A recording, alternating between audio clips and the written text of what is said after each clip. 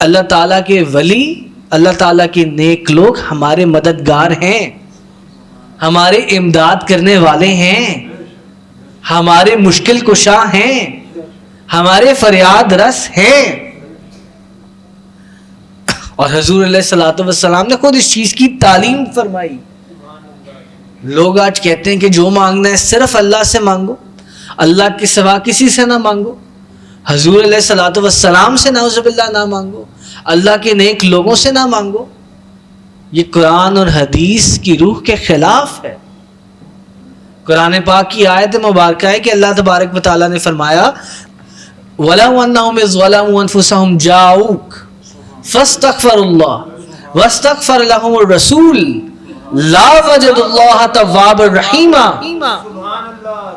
کہ اگر کوئی گنہگار اپنی جانوں پر اتنے ظلم کر لے کہ بخشش کی کوئی صورت نظر نہ آئے، یہ قرآن پاک کی آیت ہے،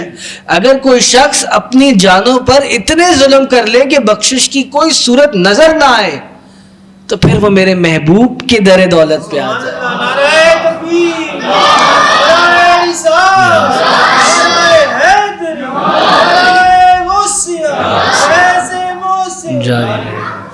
تو اللہ تبارک و تعالیٰ فرماتا ہے کہ جب اتنے گناہ کر لو کہ بخشش کی کوئی صورت نظر نہ آئے تو میرے محبوب کے در دولت کے اوپر آ جاؤ، وہاں آ کر مجھ سے معافی کی خواہش کرو، اور اگر میرا محبوب بھی تمہارے لیے معافی کی دعا فرمائے گا، توبہ کی دعا فرمائے گا، تب میں تمہارے لیے توبہ قبول کرنے والا مہربان تم مجھے پاؤ گے۔ مفہوم یہ ہے۔ تو ہمیں اس آیت مبارکہ سے سمجھ آتی ہے کہ اللہ تعالیٰ نے بھی ہمیں ڈائریکشن کہاں کی دکھائی، تاجدار دو جہاں کی دکھائی کہ جب کوئی مشکل آ جائے تو ادھر جانا ہے۔ تو حضرت علی کرم اللہ وجہ الکریم قرطبی شریف کے اندر حضرت علی کرم اللہ وجہ الکریم روایت فرماتے ہیں، وہ کہتے ہیں کہ حضور علیہ الصلوۃ والسلام کے پردہ فرمائے ہوئے حضور کو 3 دن ہو گئے تھے۔ حضور کو پردہ فرمائے ہوئے کتنے دن ہو گئے تھے؟ 3 دن ہو گئے تھے۔ 3 دن کے بعد ایک اعرابی آپ کے مزار انور کے اوپر تشریف لاتا ہے، ایک اعرابی آپ کے مزار مبارک کے اوپر تشریف لاتا ہے اور آ کر گر جاتا ہے، زاروں کے تار رونے لگتا ہے اور وہ مزار کی مٹی مبارک کو اپنے سر پر ڈالنے لگتا ہے۔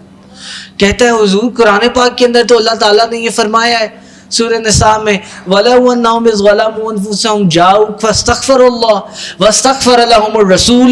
لَا وَجَدُوا اللَّهَ تَوَّابًا رَحِيمًا، کہ جب اتنے گناہ کر لو، اتنے گناہ کر لو کہ بخشش کی کوئی صورت نظر نہ آئے تو میرے محبوب کی در دولت پر آؤ،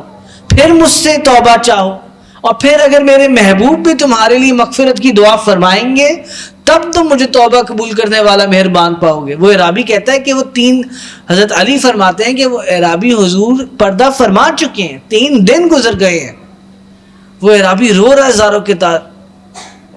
حضور اب میں کدھر جاؤں؟ اللہ تعالیٰ نے تو کہا تھا کہ جب اتنے گناہ کر لو کہ بخشش کی کوئی صورت نظر نہ آئے تو آپ کے پاس آنا ہے،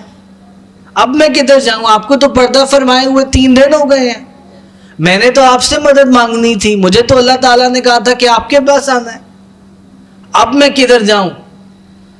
تو وہ زاروں کے تار رو رہا ہے، قبر انور کے اوپر وہ گرا ہوا ہے، مٹی اپنے سر پر ڈال رہا ہے اور بار بار یہ پڑھ رہا ہے حضور میں کدھر جاؤں، میں نے تو آپ کے پاس آنا تھا، میں آیا، آپ کو پردہ فرمائے ہوئے 3 دن ہو گئے ہیں۔ تو حضرت علی کرم اللہ وجہ الکریم آپ فرماتے ہیں کہ اس وقت جتنے لوگ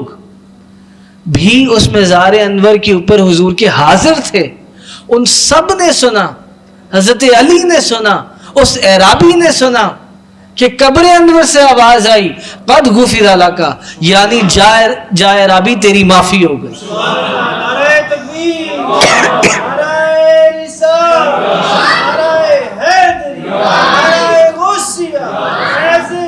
جاری رہے گا۔ تو قبر انور سے آواز آتی ہے کہ جا اعرابی تیری معافی ہو گئی۔